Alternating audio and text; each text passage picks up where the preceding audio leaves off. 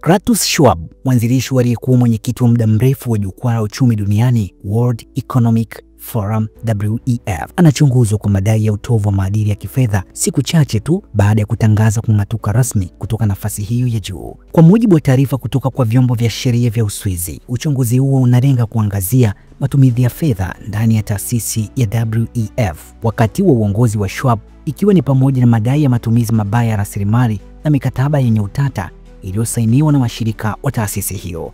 Schwab, mwenye umri wa miaka 86, alitangaza kuachia rasmi nafasi ya wenyekiti wiki iliyopita baada ya kuiongoza taasisi hiyo kwa zaidi ya miongo minne. Katika taarifa yake ya kujiuzuru, alieleza kuwa ni muda wa kizazi kipya kuchukua hatamu, lakini hakugusia uwepo wa uchunguzi wowote dhidi yake. Tume ya uchunguzi imeeleza kuwa hatua hiyo haimaanishi kuwa Schwab tayari hana hatia, bali inalenga kufuatilia kwa kina tuhuma zote zilizowasilishwa. Tunachunguza kwa uwazi kwa mujibu wa sheria. Hakuna mtu aliye juu ya sheria, ilisema taarifa ya ofisi ya mwendesha mashtaka wa umma wa Uswizi. Taasisi ya WEF ambayo makao yake makuu yako jijini Geneva imekuwa jukwaa maarufu kwa viongozi wa dunia, wakuu wa mashirika ya kimataifa, wafanyabiashara na wataalamu wa sekta mbalimbali kujadili changamoto kubwa za